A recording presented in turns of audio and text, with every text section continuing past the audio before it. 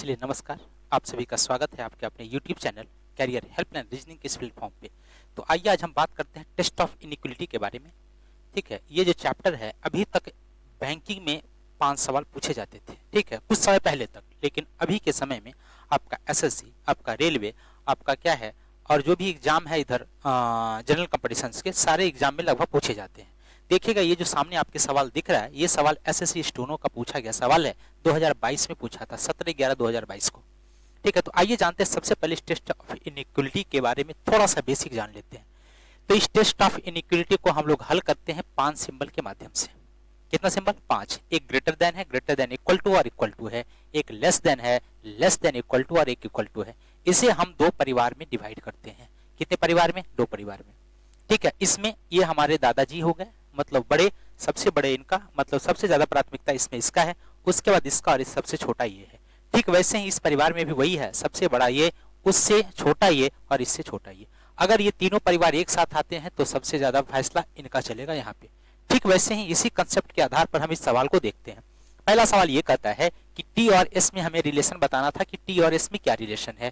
तो टी यहाँ था, एस यहाँ था, इस दोनों के बीच हमने सिंबल देखा तो क्या देखा? लेस देन देखा, इक्वल टू देखा और लेस देन इक्वल टू देखा। ये 3 सिंबल बताएंगे, ये 3 सिंबल एक ही परिवार से है या नहीं है? तो कहेंगे एक ही परिवार से है। और जब एक परिवार से है तो इसमें ये आपका लेस देन इक्वल टू और इक्वल टू आया तो बताएंगे सबसे ज्यादा प्राथमिकता किसका? लेस देन का होगा। इसका मतलब है टी यहाँ क्या होगा? बड़ा। किससे? एस से। तो क्या यहाँ टी बड़ा है एस से? तो कहेंगे बिल्कुल है। इसका अर्थ ये हुआ कि पहला निष्कर्ष हमारा सही है।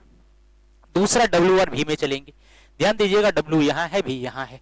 डब्ल्यू और भी की बात करते हैं तो क्या है? ग्रेटर देन इक्वल टू और ग्रेटर देन। अब बताएंगे ग्रेटर देन और ग्रेटर देन इक्वल टू में कौन ज्यादा स्ट्रांग है, कौन ज्यादा, किसकी ज्यादा प्राथमिकता है? तो कहेंगे ग्रेटर देन की। तो ग्रेटर देन की प्राथमिकता, इसका मतलब है ये जो हमारा भी है ये बड़ा है। किससे? डब्ल्यू से। तो क्या भी बड़ा है डब्ल्यू से? तो कहेंगे बिल्कुल भी बड़ा डब्ल्यू से है। इसका अर्थ ये हुआ कि पहला और दूसरा दोनों का दोनों निष्कर्ष क्या है? सही। तो आंसर हमारा क्या होगा? 1 नंबर आंसर होगा। चलिए आगे बढ़ते हैं, एक और सवाल देखते हैं। अगला सवाल क्या है जो समझिएगा।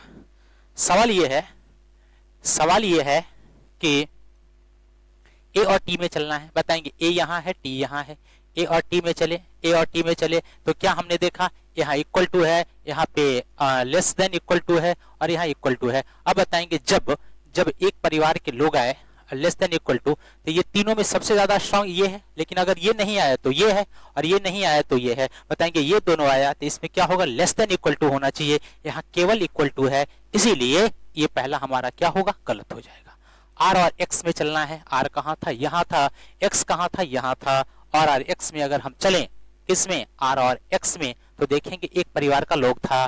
क्या था? ग्रेटर देन और इक्वल टू। इस दोनों में स्ट्रॉन्ग कौन था? ग्रेटर देन था। इसका मतलब इसका फेस आर की तरफ होना चाहिए। क्या आर की तरफ फेस है? तो है।